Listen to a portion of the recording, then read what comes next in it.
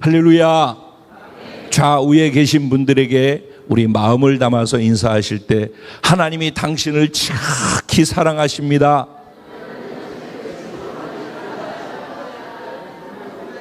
네. 또 좌우니까 좌우예요. 좌우.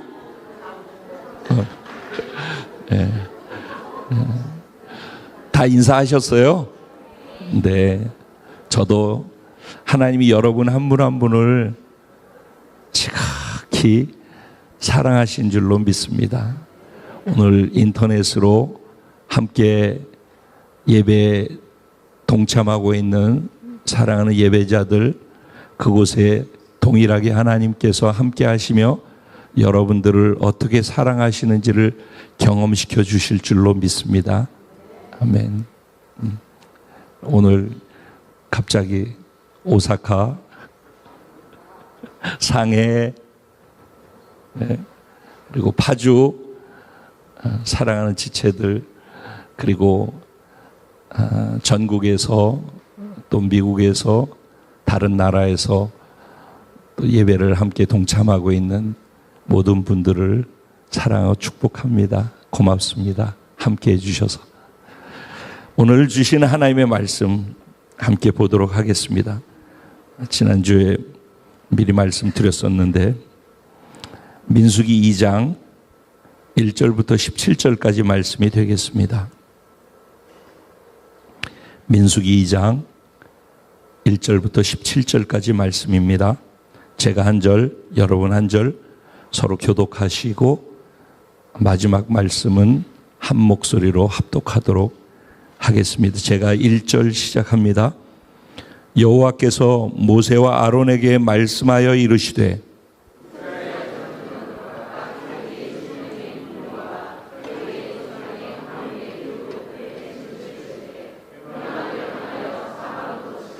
동방 해돋는 쪽에 진칠자는 그 진영별로 유다의 진영의 군기에 속한 자라. 유다 자손의 지휘관은 암미나답의 아들 나손이요 그 곁에 진칠자는 이사갈 지파라. 이사갈 자손의 지휘관은 수알의 아들 느다넬이요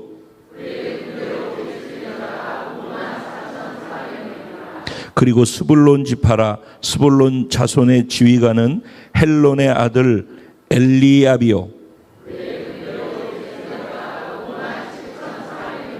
유다 진영에 속한 군대로 계수된 군인의 총 계는 18만 6,400명이라. 그들은 제1대로 행진할지니라.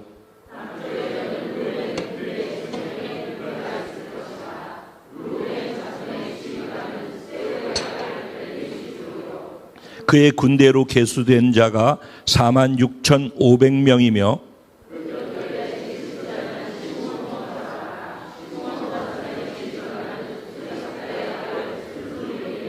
그의 군대로 계수된 자가 5만 9,300명이며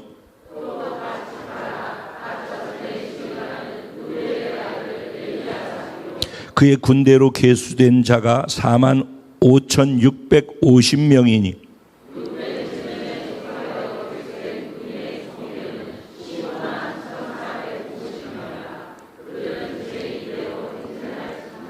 다 같이 그 다음에 회막이 레위인의 진영과 함께 모든 진영의 중앙에 있어 행진하되 그들의 진친 순서대로 각 사람은 자기의 위치에서 자기들의 길을 따라 앞으로 행진할지니라. 아멘.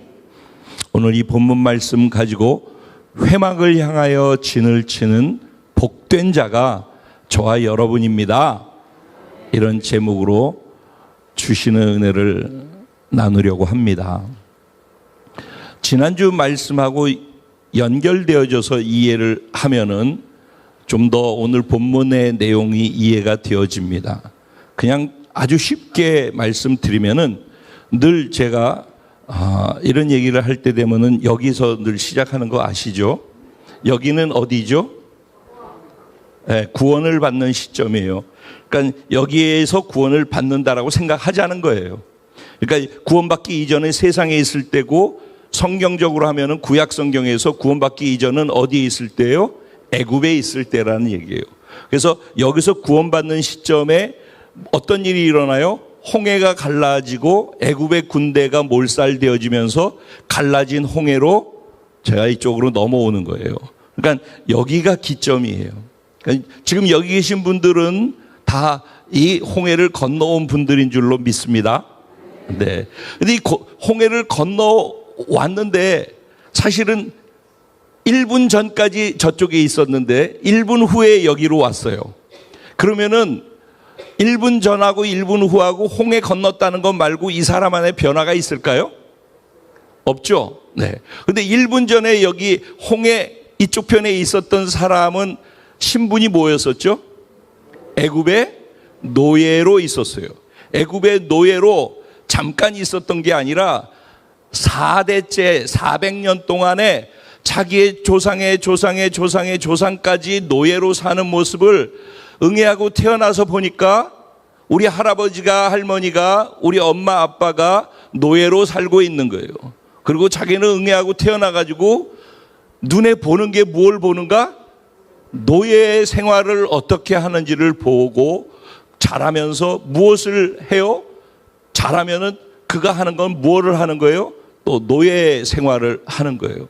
그렇게 1대, 2대, 3대, 4대까지 내려가면서 노예 생활에 젖었고 찌들어져 있고 눈을 감고서도 어디 가면 무엇이 있는지 알고 그것을 할 수 있는 완벽하게 노예로 세팅되어져 있는 사람이 1분 전에 애굽에서 홍해를 건너서 여기 온 사람이에요.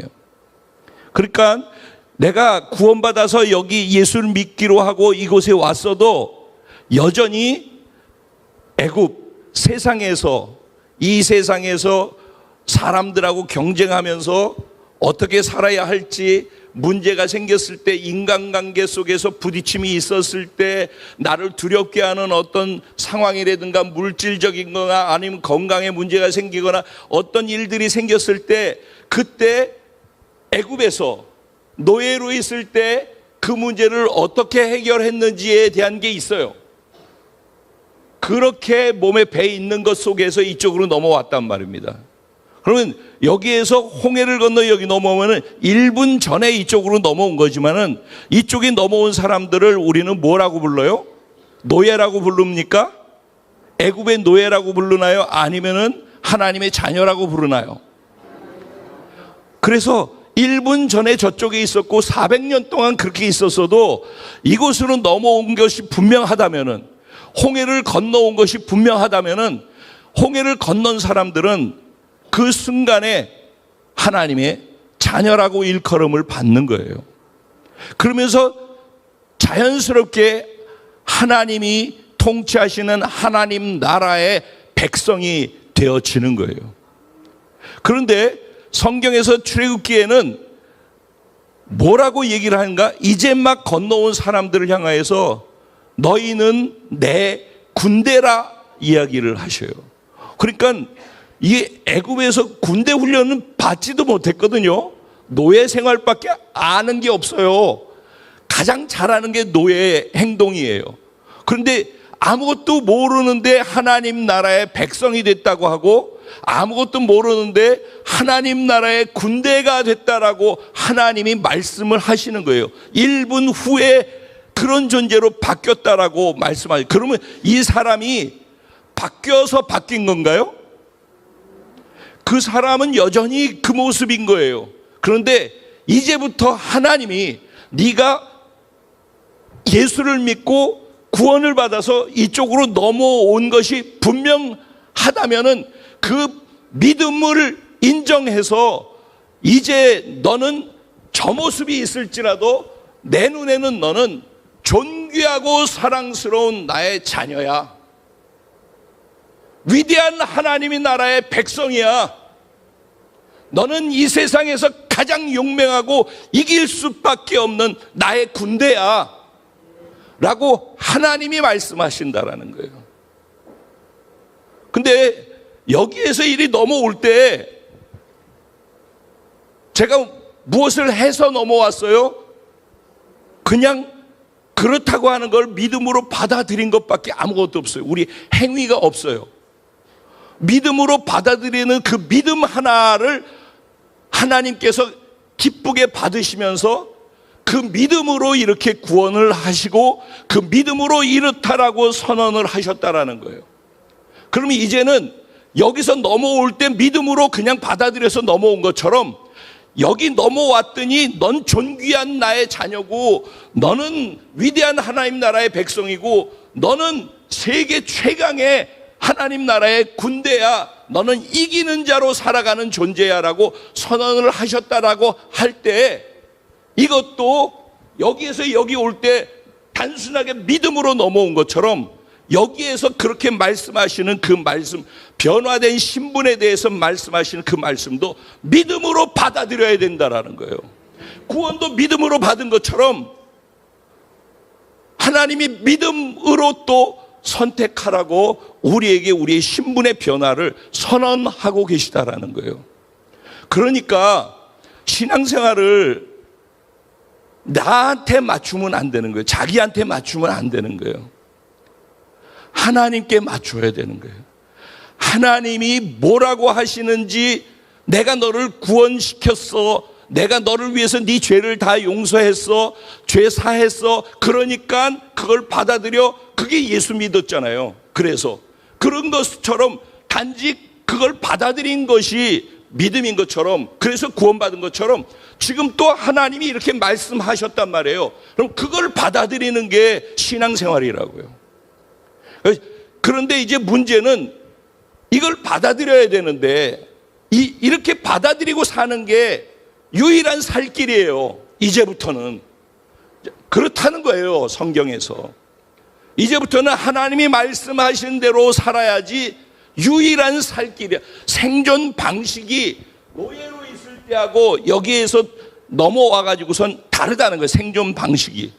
그래서 여기 넘어온 사람들은 하나님의 통치 가운데 하나님의 말씀에 순종하며 살아가야지만 생존이 가능하고 하나님 말씀에 순종하면서 살아가야지만 전쟁에서 승리가 가능하다라는 거예요. 이게 성경에서 얘기하고 있는 모든 것의 핵심이에요. 오늘 우리가 읽은 내용도 사실 이 얘기를 하는 거예요. 이 얘기를. 내용은 다른 내용처럼 보이지만은 성경의 모든 내용은 이 이야기를 하는 거예요. 그래서 그러면 이제 애굽에서 건너서 홍해를 건너가지고 여기까지 오면 어디까지 왔다고요? 3개월이 지나서 시내산까지 왔다고. 금요일 날 오신 분은 다 알아. 시내산까지 왔다고요. 그래서 시내산에서 하나님께서 모세에게 율법과 십계명을 주셔서 여기에서 시내산에서 이제는 하나님이 너희들이 어떻게 살아야 될지에 대한 내용들을 다 말씀해 주신 거예요. 이렇게 살아 라고 말씀해 주시면서 첫 번째로 명령한 것이 무엇이었다고 그랬어요? 하나님이 거하시는 거처, 즉 왕의 거처. 왕이 나라에서 통치하려면 왕의 거처가 먼저 있어야 되잖아요. 왕의 거처를 만들라는 거예요. 그게 뭐예요? 성막이고 회막이라고 하는 거예요. 회막을 만들라는 거예요. 그래서 이스라엘 백성들이 거의 1년 가까이를 하나님이 말씀해 주신 설계도에 의해서 회막 성막을 다 그대로 만드는 거예요. 그래서 그걸 다 만들고 난 다음에 하나님께서 회막에서 제일 첫 번째 임재하셔서 명령하시는 첫 번째 명령이 무엇이었는가? 그게 지난주에 민수기 1장의 내용인 거예요. 그러니까 하나님의 관심사의 핵이 무엇이다? 계명을 주시고 하나님 말씀하시는 대로 살아야 된다라는 그 기준을 세워주셨어요. 저기에서 이미 넘어온 사람들이 살아야 될 기준, 그 기준이 하나님의 말씀이라는 거예요. 그 말씀을 시내산에서 주시고 그 기준을 구체적으로 하나하나씩 너희들에게 줄 것인데 어디에서 준다? 회막에서 주겠다라는 거예요. 그래서 내가 거할 거처, 왕의 거처에서 왕이 말하는 말 한마디 한마디가 너희들을 통치하는 것이고 너희를 생존케 하는 것이고 너희를 승리케 하는 것이 될 것이라는 거예요. 이해되시죠? 네. 그래서 여기에서 그것을 말씀하고 난 다음에 첫 번째로 지시하신 것이 군대를 만들어라요. 군대를 만들라. 그래서 싸울 자들이 누구인지 싸울 만한 준비가 된 자들을 숫자를 계수해 보라는 거예요. 그래서 각 지파별로, 각 구역별로, 각 교구별로, 아니면 각 가정별로 정말 하나님을 위해서 싸울 자가 누구냐는 거예요. 근데 어떤 자들이 하나님을 위해서 싸울 자인지 지난주에 말씀드린 거예요. 그러면서 지난주에는 무엇이 핵심이었냐면은 내가 구원받았다라고 하는 구원받은 자의 정체성을 하나님께 싸울 자로 부름받은 군인의 자세를 가져야 된다라는 거예요. 그것이 구원받은 자의 정체성이라는 거예요. 이미 군대로 선언을 하고 시작하는 거잖아요. 그러니까는 이게 내가 동의를 하고 안 하고가 아니라 하나님이 우리를 그렇게 여겨주신다라는 거예요. 그래서 여겨주시면서 하나하나씩 이제 그런 사람으로 빚어가시는 과정이 신앙생활이에요. 베드로가 아닌데 시몬이라고, 시몬인데 베드로라고 말씀해 주시는 하나님이 여전히 시몬인데 베드로 갈대처럼 흔들리는 베드로를 반석 같은 존재라고 믿어주면서 계속 죽으시는 순간 부활하셔서 하늘로 올라가는 순간까지 여전히 흔들리고 있는 시몬을 향하여서 너는 베드로라 라고 말씀하시는 분이 우리 예수님이셔요. 그러면서 결국은 하나님이 여기서 간 넘어온 우리를 향해서 넌 자녀야, 백성이야, 군사야, 나의 어여쁜 신부야 라고 하시는 그 정체성의 확장의 과정을 우리들은 모르고 있고 우리들은 잘 아직까지 성숙되지 않는데 하나님은 우리가 그 자리로 성숙되어져 갈 수 있도록 우리의 신앙생활 이 땅에서의 삶의 시간 속에서 우리를 빚어 가신다고요. 우리를 이끌어 가신다고요. 그러니까는 자녀로서만 그렇게 있는 것은 그게 쉬워 보일 줄 모르니까 그래서 그 자리에 있기를 원하지만은 하나님이 원하시는 것은 더 성숙되어진 정체성으로 살아가기를 원하셔서 우리를 빚어 가시는 거예요. 이 하나님의 마음을 알아야 돼. 근데 이 정체성이 확장되어지는 것이 결국은 하나님 편에서 뭐라고 말씀하시는가? 너희를 위해서 그렇게 하는 거라는 거예요. 근데 이게 우리가 동의가 안 되는 게 그렇게 하면은 점점 할 일이 많고 점점 내가 생각할 때 손해보고 점점 그렇게 살면은 어려워지는데라고 생각을 하게 돼 있다라는 거예요. 무조건. 그러니까 충돌을 한다라는 거예요. 근데 그렇게 생각하는 그 생각의 뿌리가 어디에 있어요? 애굽에 있다라는 거예요. 애굽에. 종살이 했을 때의 패턴. 내가 노력하고 채찍에 맞으면서 일하면서 살아야지만 살 수 있는 그 패턴으로 여기 와서 하나님을 왕으로 모시고 하나님의 백성이요 자녀가 돼서 산다라고 하면서 하나님이 말씀하신 대로 하면 죽을 것 같다라고 느껴지는 거예요. 근데 하나님은 내가 너희의 삶의 생존을 보장해 주는 유일한 존재야. 내가 너희의 삶의 크고 작은 모든 싸움과 전쟁에서 승리케 해주는 존재야. 내가 너희를 그렇게 하는 거야. 그러니까 우리의 생존과 우리의 승리는 하나님께 있다라는 거예요.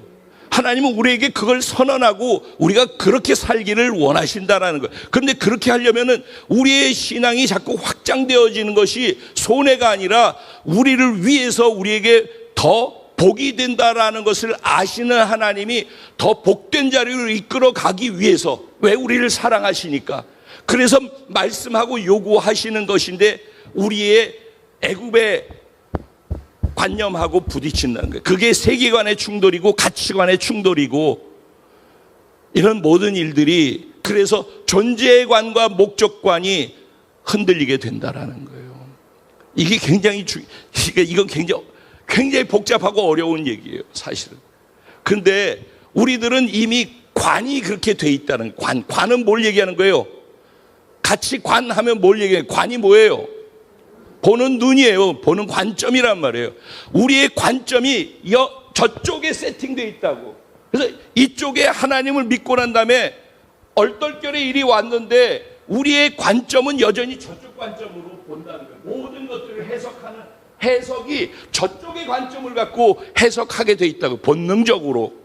근데 하나님은 하나님의 관점으로 성경적 세계관을 가지고, 창조적 세계관을 가지고 다시 하나님이 생각하는 가치관을 우리의 가치관으로 받아들이기를 원하신다는 거예요. 그래서 결국 세계관의 충돌이고 가치관의 충돌이 우리가 무엇인가를 선택하고 살아갈 때 계속 반복해서 일어나는 내 안의 싸움이 된다라는 거예요. 그래서 지난주에는 그럼에도 불구하고 하나님께서, 우리 예수 믿은 사람은 하나님께서 우리를 군사로 부르셨다라는 것을, 군사의 정체성을 세우는 것을 말씀하셨다면은, 오늘은 무엇을, 우리 개개인들이 군사예요. 그런데 하나님은 개개인의 군사로 있지 말고 군대로서 정렬하라는 거예요. 군사와 군대의 차이는 뭘까요? 군사는 자기 혼자 있어도 군사예요. 그죠? 전쟁에서 같이 팀하고 같이 있다가, 우리 부대와 같이 있다가 전쟁에서 막 싸우다 보니까는 어디로 다 가고 나 혼자 남았어. 그리고 우리 부대원들이 다 어디로 사라졌어. 나 혼자 남은 거예요. 그러면 이 사람을 군사라고 하나요? 백성이라고 하나요? 여전히 군사예요. 근데 군대가, 내가 잃어버린 우리 부대원들을 만나게 되면 뭐가 되는 거예요? 군대가 되는 거예요. 그러니까 신앙생활도 나 열심히 교회 다니고 하나님하고 나하고 친하고, 나는 그래도 기본적으로 할 거는 해라고 하고 기본을 딱 정해놓고 그 틀 안에서 자기 혼자 신앙생활을 왔다 갔다 하는 것으로만 하면서 신앙생활의 패턴이 있다면은, 글쎄, 자녀 아니면 백성 아니면은 군사로서 있을 수는 있지만은 군대라고 하는 공동체성에는 전혀 합당하지 않은 상황이 된다라는 거예요. 그래서 하나님은 우리를 군사로 부르셨다라는 건, 신약의 얘기를 하면 시작할 때부터 군대라고, 내 군대라고 말씀하셔요. 하나님 그리고 우리를 개개인을 보시지만 군대로, 통합적으로 공동체로 보시고 공동체로 부르신다라는 거예요.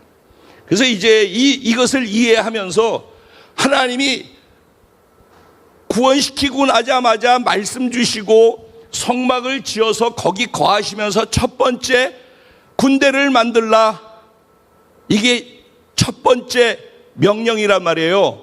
그러면 얼마나 중요한 명령인지 아시죠?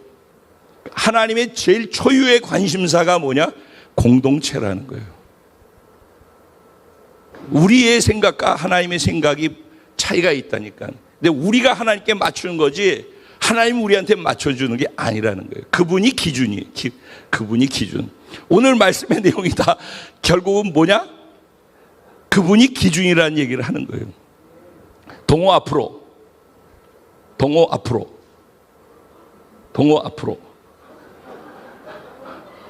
동호 저기 서는 거야 이제. 고마워 동호야.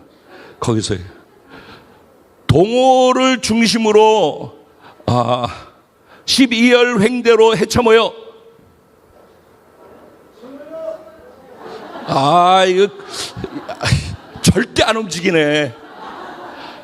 그럼 우리 교회가 지금 군대예요? 아니죠. 교인들인 거예요. 고맙다 동호야. 이게 뭐예요? 순종이에요. 말도 안 되는 이상한 상황이잖아요. 근데 동호 앞으로 했더니 앞으로 나오잖아요. 한 박자 늦어도 어쨌든 나와서 그 자리에 선단 말이죠. 이게 군사예요. 그런데 이렇게 나온 사람이 12열 횡대로라고 했을 때 듣고서 동시에 다 움직여서 그렇게 만약에 했다면은 그걸 군대라고 하는 거라고. 그러니까 개인이 신앙생활을 군사로서도 하고 있는지를 확인할 필요가 있는 거예요. 하나님의 말씀이 떨어지면은 지금 이렇게 한 것처럼 이렇게 움직여야 되는 거예요. 그러려면은 가장 자신 있게 움직이려면은 대충 왔다 갔다 해서는 안 되고 하나님의 말씀을 알아야 돼. 그래서 확신 있게 순종해야 된다고. 모르니까 목사 얘기지, 목사가 하는 얘기지라고 얘기를 하죠. 목사가 여기 서서 제가 임창표 얘기하는 거 없어요. 성경 얘기하는 것이고 하나님이 뭘 원하시는지 그거를 풀어서 설명해 드리는 것밖에 없지, 제가 원하는 거 하면 여러분 제 임창표 노예로 만들어야 돼요. 제가 원하는 걸 하는 게 아니에요. 만약에 제가 원하는 걸 했다면 여러분 여기 와서 있지도 않아요. 한 달쯤 들어보고 난 다음에 다 없을걸 여기. 하나님이 원하시는 거, 하나님의 말씀을 전하는 거를 여러분들도 그래도 아니까 그러니까 계속 오는 거잖아요. 그러니까 이게 하나님의 말씀이 맞다니까. 하나님의 말씀인데 왜 헤쳐모여야 하는데 안 움직이냐고. 지금 얘기 말고. 네? 근데 헤쳐모여야 할 때 헤쳐모이는 게 살 길이라니까. 광야에서 이스라엘 백성들이 살 수 있었던 이유가 어디 있어요? 그들이 살 수 있었어요, 없었어요? 광야에서 먹을 것이 있었어요, 없었어요? 먹을 것이 없어가지고 불평하고 원망하기 시작했죠. 그랬더니 하나님께서 하늘에서 만나 주셨죠. 그렇죠? 그리고 또 3일 있다가 또 무슨 일이 있었어요? 또 물이 없어가지고 목이 말랐죠. 왜? 사막이니까 당연히 물이 없죠. 그랬더니 또 어떻게 했어요? 또 입이 이만큼 나와서 또 불평하고 또 원망했죠. 그때 하나님이 물을 주셨어요, 안 주셨어요? 광야에서는, 우리가 사는 이 세상이 광야라고 하잖아요. 광야에서는 하나님이 우리의 생존 수단이에요. 하나님이 하신 말씀대로 해야 돼. 만나가 내릴 거니까 새벽에 만나를 주어서 먹어. 이틀치 먹지 마. 매일매일 그날의 것을 그날 줄 거니까 며칠 걸 한꺼번에 하지 말어. 매일매일의 양식을 새로 먹어. 그러니까는 어떤 사람이 일주일 거를 쌓아놨어요. 그러면은 상해요, 안 상해요? 상한다라는 거예요. 이렇게 굳이 한꺼번에 좀, 아이고 하나님 인색도 하시네, 한꺼번에 좀 주시지, 이럴 수 있잖아요. 그죠? 그런 생각 하잖아요, 얘랑. 그지? 근데 그렇게 안 주신다니까. 왜 안 주시는 것 같아, 평안아? 매 순간순간 하나님을 의지해야지만 살 수 있다라는 것을 알게 해 주시려고 그러는 거예요. 그래서 하나님을 의지하지 않고서 하루하루를 살아갈 수 없다라는 것을 동의하는 사람들을 하나님의 자녀요, 하나님의 백성이요, 하나님의 군사요, 군대로, 그리고 하나님의 신부로 이끌어 가는 거예요. 그런 사람들이 거기에 동의해서 순종하는 순종의 행위를 통해서 가나안이 정복되어지는 것이고, 그렇게 순종하는 사람들이 경험하는 게 하나님과 하나님이 주시는 은혜와 기적들을 삶의 현장에서 경험하게 되는 거예요. 그러니까 순종이 없이는 하나님이 어떤 분인지를 알 수가 없어요. 그냥 늘 설교로 듣고 목사가 얘기하는 걸 듣고, 아 그렇구나, 오늘을 듣기가 좀 좋았어, 오늘은 내가 깨달은 게 있어서 좋아, 아유 교회 갔더니 마음이 좀 평안해졌어, 오늘은 내 문제에 대해서 답이 나오는 것 같은 얘기야. 근데 순종하지 않으면서 뭔 답이 있어? 순종을 안 하는데 그냥 기분만 좋은 거야. 그렇게 하면 무기력해진다니까. 신앙생활이 말씀 따라 순종해야 되니까. 주가 오른쪽으로 오른쪽으로, 왼쪽으로 하면 왼쪽으로, 그러죠? 이게 노래 가사가 아니라 이게 살 길이라고. 그래서 하나님께서는 매일 새벽에 만나를 주서 그것으로 하루에 먹을 것을 삼으라고 말씀을 하시는 거예요. 인색해서가 아니라 우리가 하나님을 놓치면 죽으니까 하나님을 놓치지 않고 계속 하나님께 집중해서 살아가기를 바라셔서 그렇게 하시는 거예요. 오늘 본문, 제가 지금 다른 얘기하고 있는 것 같죠? 이게 오늘 본문의 내용도 다 의미는 이 얘기를 하고 있는 거예요, 지금. 자, 이제 오늘 본문으로 돌아가서, 시간이 많이 갔으니까 오늘 본문으로 돌아가서 들어보면은 같은 얘기인 걸 알게 될 거예요. 여러분, 싸울 자들을 계수하라고 그랬어요, 그죠? 그 싸울 자들은 왜 필요하죠? 예? 복순자매님, 싸운다 할 때 싸울 자로 준비된 것이 왜 필요하죠? 그냥 생각해봐. 예? 적이 있다라는 거예요. 적이. 싸울 대상이 있다라는 거예요. 무슨 얘기냐? 저와 여러분은 모르지만은 저쪽에서 여기로 넘어오는 순간 내 군대다라고 그랬잖아요. 그죠? 구원 받는 순간이 하나님이 우리는 모르고 있는데 내 군대라고 그랬다고. 그리고서 싸울 자를 준비시키라고 그랬다고. 그러면 이 말은 뭐예요? 저기에 있는 사람은 노예로 있으니까 상관이 없어. 근데 여기로 넘어온 사람은 넘어오는 순간부터 싸울 대상이 생긴다라는 거예요. 어쨌든 나중에 양육 받고 하면 다 알아요. 모르시는 분들은 양육을 받아요. 그러면은 싸울 대상이 있다라는 거예요. 그 싸울 대상이 뭐예요? 적이란 말이에요. 적. 그러죠? 적이 있다라는 거예요. 적과의 싸움이 있다라는 거예요. 예수 믿고 구원받아 신앙생활을 하는 모든 사람들은 적이 있다라는 거예요.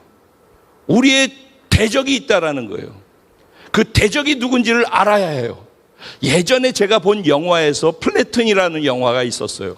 그거 전쟁 영화 중에서는 아주 명작이라고 하는 거예요. 근데 그 플래툰에서 보면은 베트남 전쟁 이야기거든요.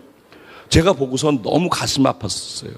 왜냐면은 미군들이 특수부대원들이 가가지고 정글로 들어가서 베트남하고 싸우는데 자기들끼리 말하다가 기분 나쁘고 자존심 상하고 그래가지고 서로 미워하기 시작해서 정글에 들어가지고 새벽 안개가 막 껴가지고 있는 그 가운데 베트남인들과 싸우는 거니까 총뿌리가 어디로 가야 돼요? 베트남 쪽으로 가야 되잖아.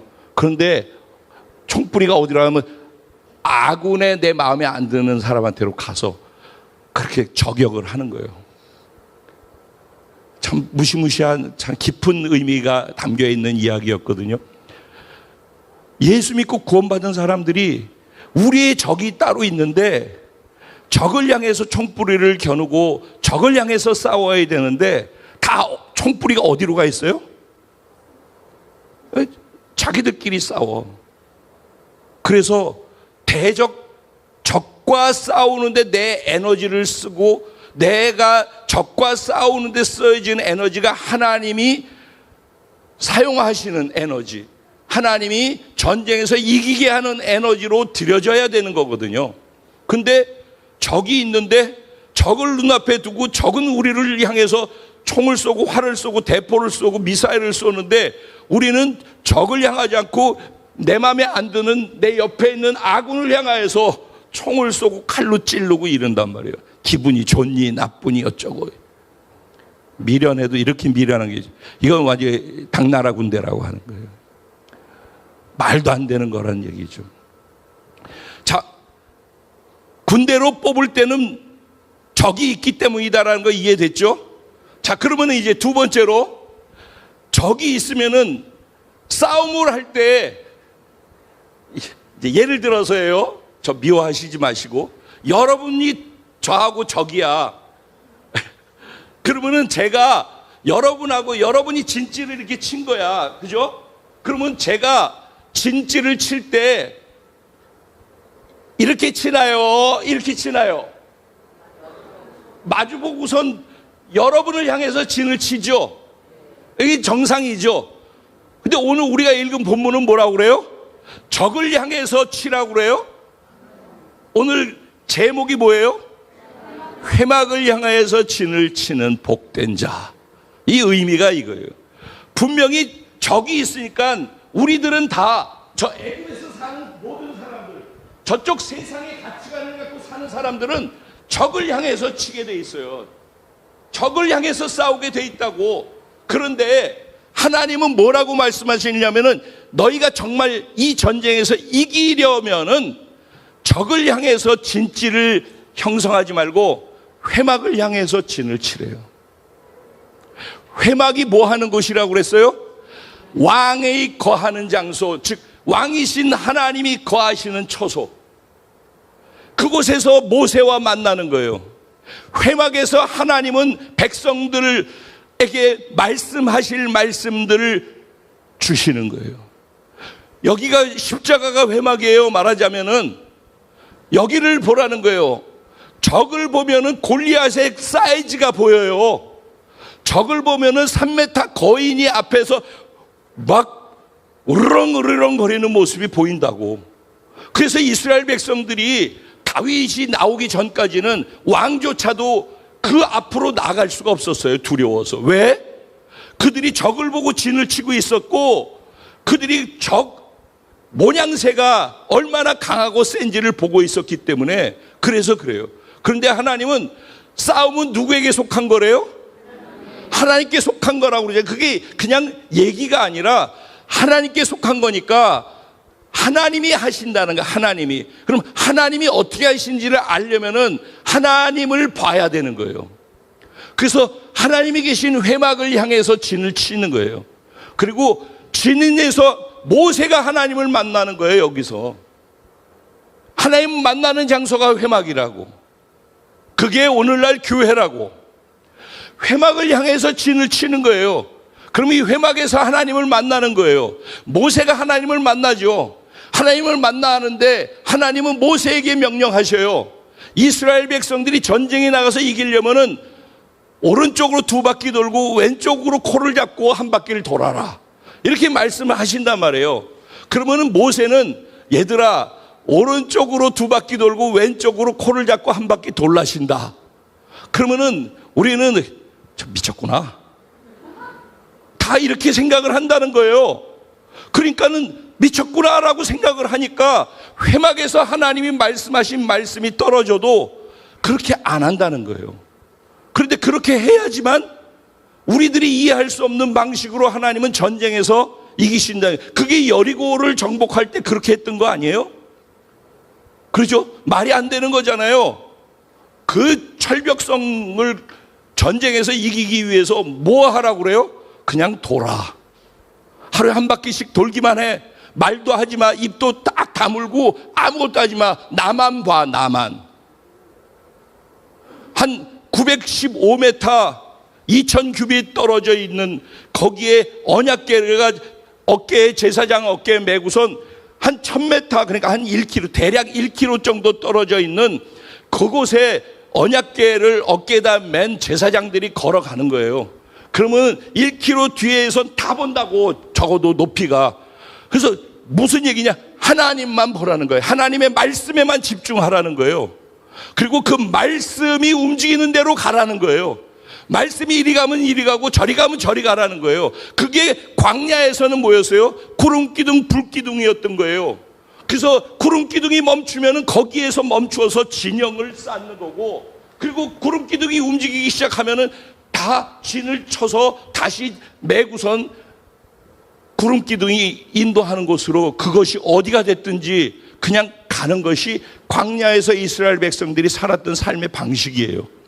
근데 그 방식으로 먹을 것을 공급받았었고 그 방식으로 전쟁에서 승리했었다고요.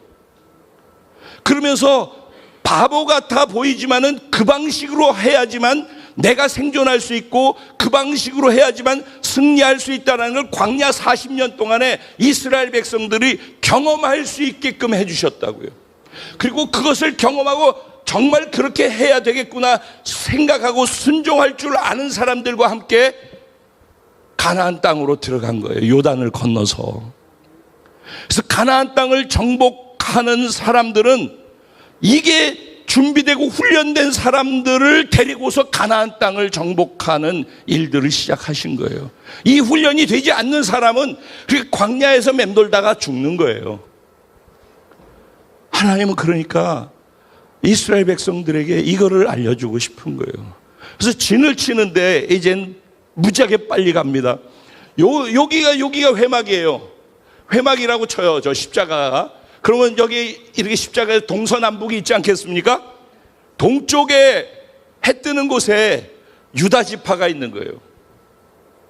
그리고 유다 지파의 깃발을 들고 있어요. 그 유다 지파가 깃발을 들고 있는데 나머지 2지파, 이사갈 지파와 스불론 지파가 유다 지파 옆에 같이 붙어가지고 진을 치는 거예요. 동쪽 해 뜨는 쪽에. 그렇게 아유 감사해라. 잘 보이시나요? 네. 그래서 유다 지파가 성막이 있으면은, 이 십자가에 있고 성막이 있으면은, 하나님의 임재가 있으면은 바로 앞쪽에 동쪽에 유다 지파가 있고 그 다음에 서쪽에는 르우벤 지파가 있는 거예요. 그리고 르우벤, 그 다음에 시므온, 갓, 이렇게 세 지파가 또 있어요. 그리고 북쪽으로 가면은 단 지파와 납달리와 아셀 지파가 북쪽에 있는 거예요. 그리고 서쪽에 에브라임 지파가 있어요. 그래서 므낫세와 베냐민이 있어요. 그래서 이렇게 해서 성막을 중심으로 진을 치는데, 거기 중간에 보면 저 회색으로 돼 있는 것에 뭐라고 써 있는지 제가 안 보이는데, 레위 지파가 있는데, 저기는 뭉뚱그려 레위 돼 있잖아요. 그 3장 4장으로 넘어가면은 동쪽에 레위 자손이 그 셋이 나왔거든요. 레위의 아들들이 셋이 나왔는데, 동쪽에 유다 지파 쪽에는 모세와 아론과 아론의 자녀들이 거기에 레위 지파로서 거기 살았어요. 거기에 진을 치는 거예요.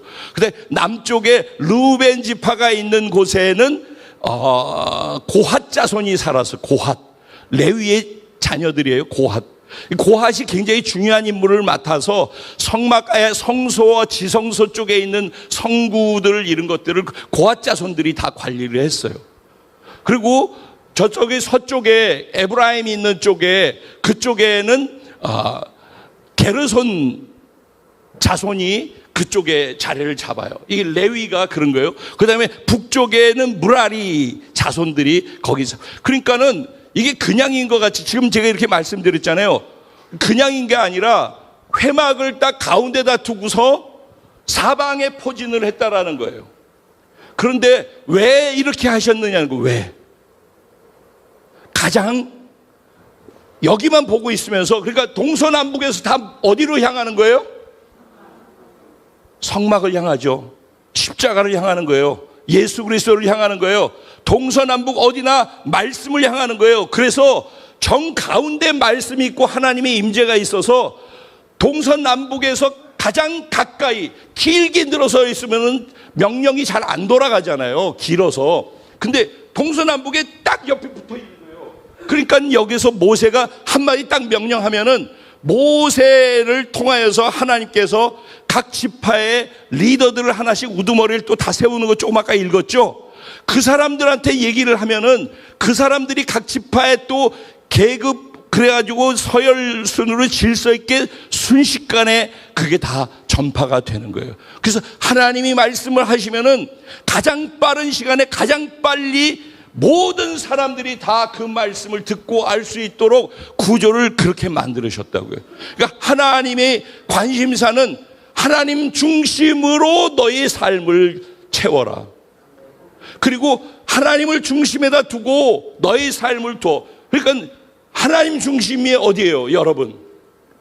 오늘날로 하면 교회인 거예요. 근데 더 구체적으로 어디예요? 여러분 자신 안에 들어와 계신 하나님인 거예요. 이 여러분 안에 계신 하나님을 보는 훈련을 해야 돼요. 늘 나와 함께 어디든지 동행하시고 내 안에 나와 함께 움직이고 계시는, 내 안에 계신, 내 안을 성전 삼아서 내 안에 계신 하나님, 성령님을 바라봐야 돼요. 그 훈련을 해야 돼요. 그리고 그걸 바라보는 사람들에게 하나님께 두 번째 말씀하시는 것이 나의 명령, 나의 말씀에 귀를 기울이고 순종하라는 거예요. 그러니까 바깥쪽을 향해 진을 치고 바깥쪽을 보고 있지 말고 안쪽을 보라는 거예요. 내 안을, 내 안에 계신 그분을 인식하라는 거예요. 그게 하나님의 임재를 경험하는 비결이에요. 안에 계신 그분을 집중해라. 그리고 안에 계신 그분이 이렇게 말씀을 통해서 외치시고 선포하시는 그 말씀을 생명줄로 붙들어라. 그리고 그 말씀대로 즉시로 온전히 기쁘게 순종하는 훈련을 해라. 순종은 뭐라고요? 즉시로 온전히 기쁘게. 순종은 뭐라고요? 네, 순종은 즉시로 온전히 기쁘게. 내가 하나님을 향해서 내 시선을 놓치지 않고 고정시키고 그런 가운데서 주신 하나님의 말씀을 받으면은 즉시로 온전히 기쁘게 순종하는 훈련을 할 때 그 순종을 통해서 하나님은 우리의 삶의 생존을 보장해 주시고 우리의 삶의 적과의 싸움에서 이기는 자로서의 삶을 살아가게 해주신다라는 거예요. 그러니까 이런 말씀을 들으면은 여기서는 들을 땐 아하 그렇구나라고 하지만은 삶의 현장에 가면은 저 애굽의 것들이 그대로 다 나오는 거예요. 근데 하나님은 계속해서 애굽의 것으로 대체하려고 본능적으로 애굽의 노예 근성으로 움직여지는 우리를 향하여서 우리의 관을 바꿔주기 원하는 거예요. 그래서 제가 기존 들으신 분들은 예수 믿은 사람의 가장 큰 특권이 뭐라고요? 그리스도인의 특권은 관점의 변화를 갖고 살아가는 것이 최고의 특권이다라고 말씀드리는 이유가 그것이고 가장 깊은 내용인 것이에요. 그래서 하나님께서 진을 향하여서 치라고 하고 동서남북으로 이렇게 배치를 다 해놨어요. 그리고 난 다음에 행진을 할 때는 어떻게 하는가? 1대, 2대, 3대, 4대로 나누어서 행진을 하라고 했어요. 근데 행진할 때 맨 앞에 선봉은 누가 서요? 유다 지파와 함께하고 있는 유다의 깃발을 들고서 가는 거예요. 그러면은 유다 지파와 함께하는 이사갈 스불론 지파가 앞에 선봉을 서는 거예요. 그게 1대예요. 그리고 2대 루벤 지파와 함께하는 지파들이 루벤 지파의 깃발을 보고선 여기에 모여서 가는 거예요. 아이 고마워. 잘 보이시죠? 그리고 세 번째 그 사이에 뭐가 있어요? 성막이 있는 거예요. 그리고 난 다음에 그 뒤에 3대로 움직이는 게 누구예요?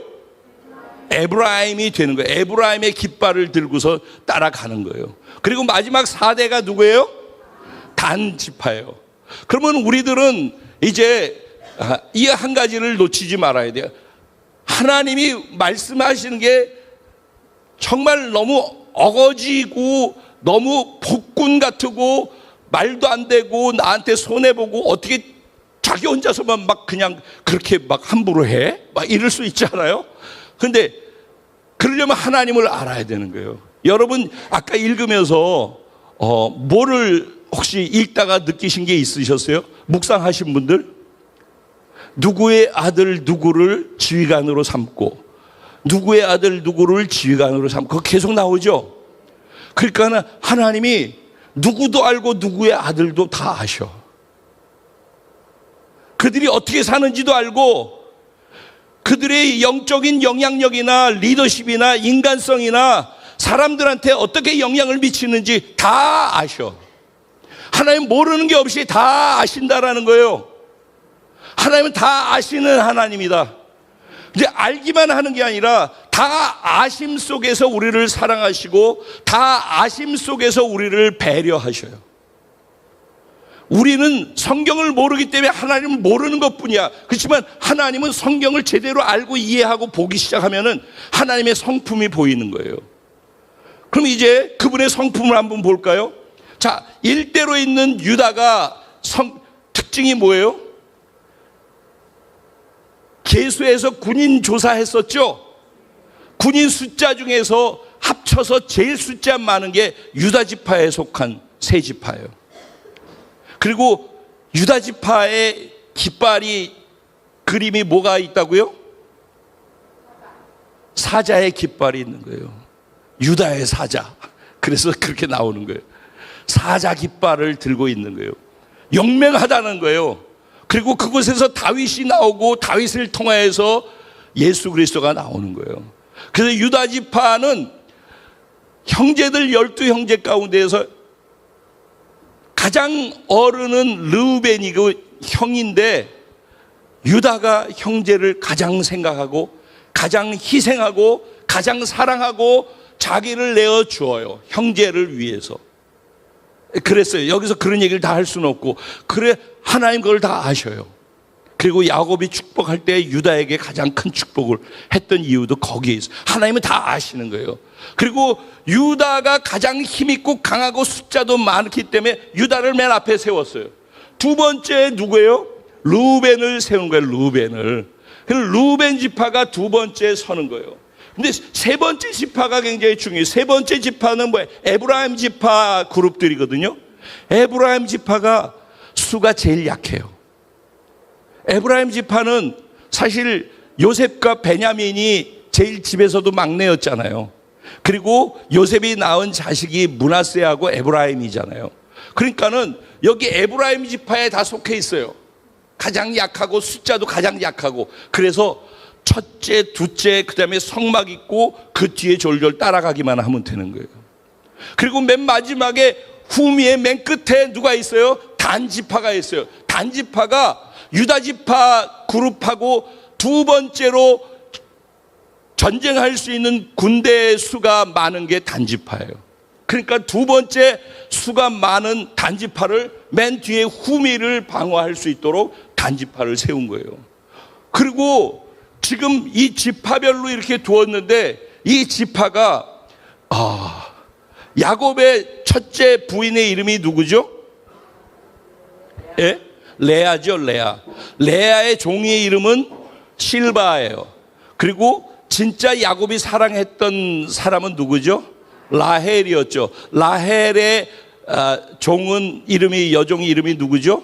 빌하예요. 그래서 이 야곱이 레아하고 결혼하고 속아서 결혼했죠. 결혼하고 그 다음에 라헬하고 또 결혼하고 7년 있다가 그리고 그 종들하고 그래서 다 낳은 자식이 지금 이 사람들인데 진을 배치할 때 엄마가 낳은 자식들끼리 이렇게 배치를 다 했어요.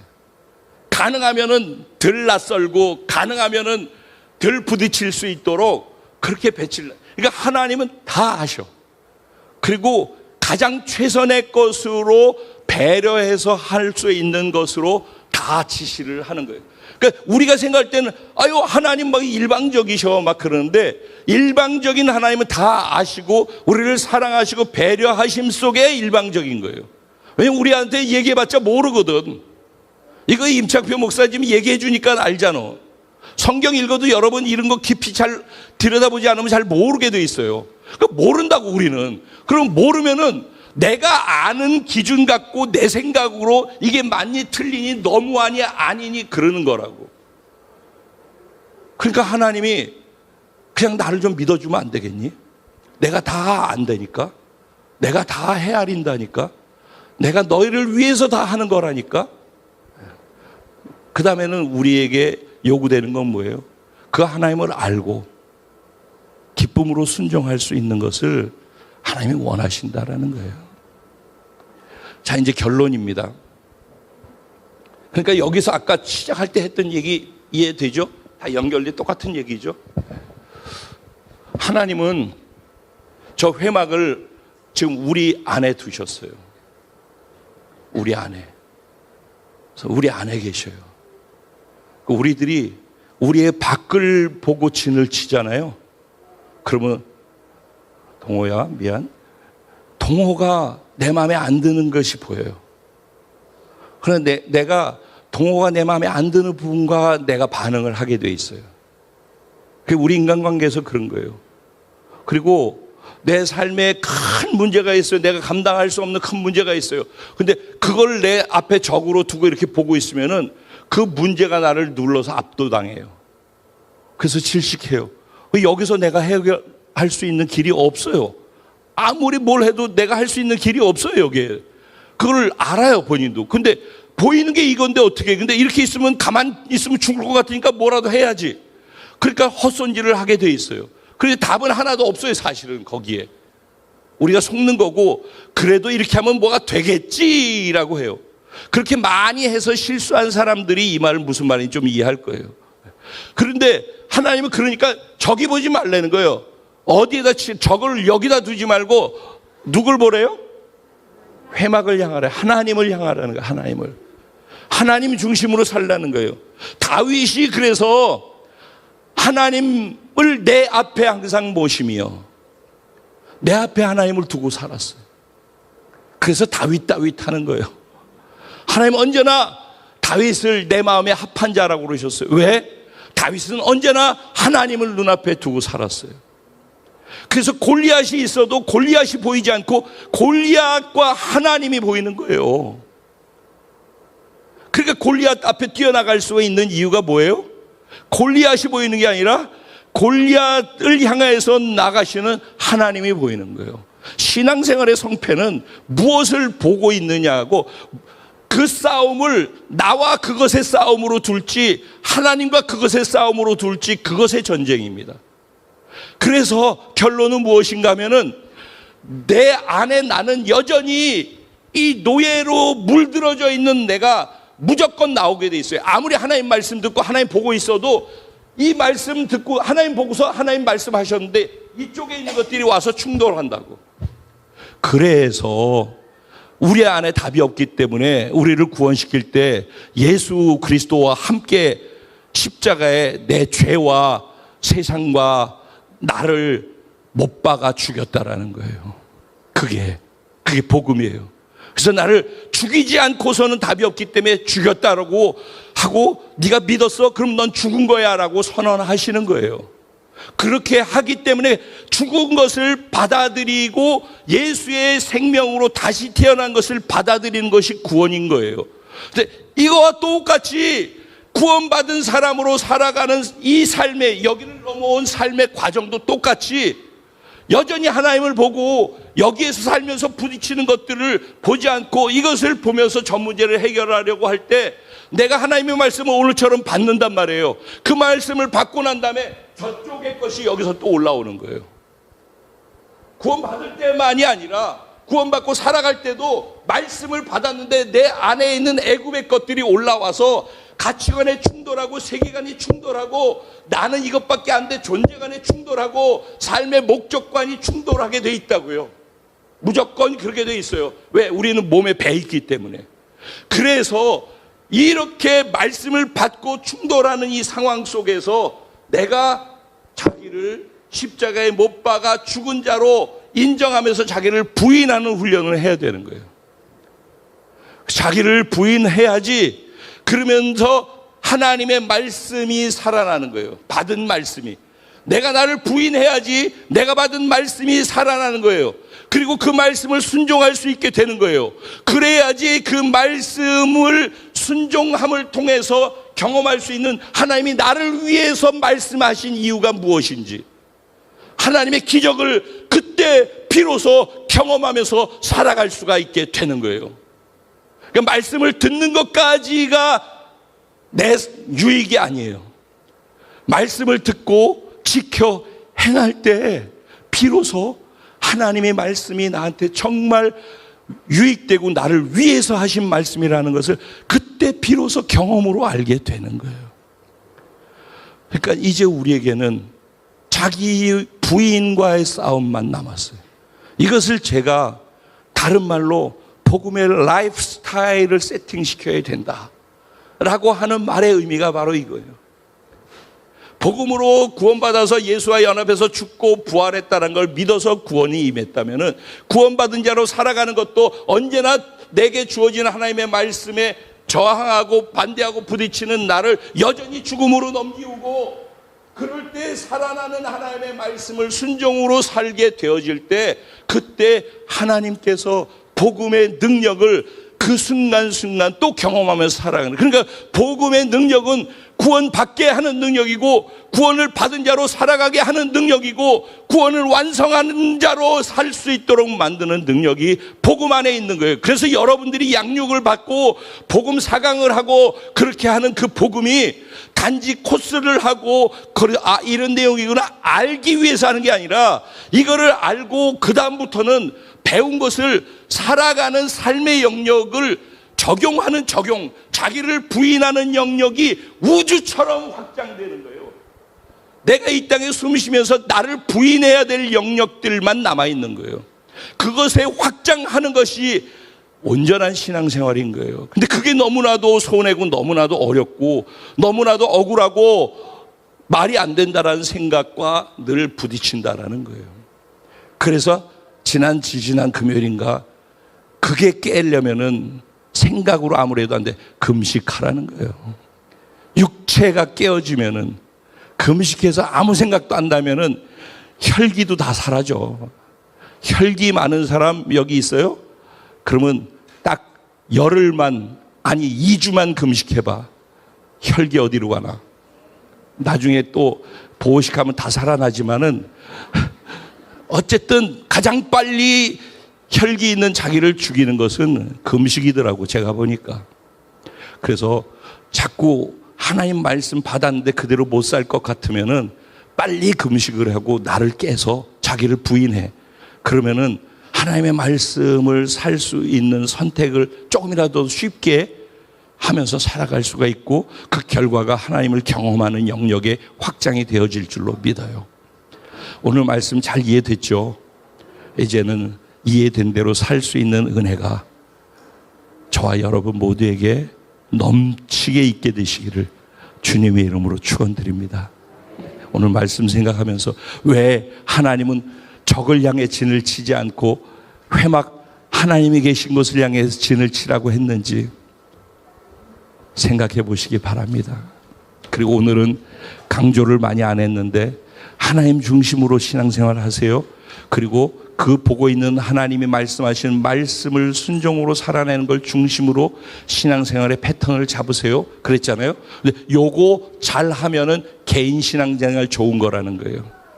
그래서 단체가, 공동체가 공동체적으로 중심으로 움직이는 훈련을 할 때 그때 군대가 되어진다. 그거는 그러면 그렇게 하려면 어떻게 해야 될지는 여러분들이 구역에서 생각을 해서 나눠 보시기 바랍니다. 네, 가장 잘할 것 같아요. 영우자매가 감동받고 웃고 있으니까 그렇게 될 줄로 믿습니다. 우리 주님의 이름을 한번 부를 때 늘 주님의 이름을 부르는 이유는 주여라는 것은 당신이 나의 삶의 주인이십니다. 그 고백이 주여예요. 그러니까 주여 부르짖으면서 오늘 주신 말씀을 갖고 주님을 향해 기도하며 나아갑니다. 기도드리겠습니다. 주여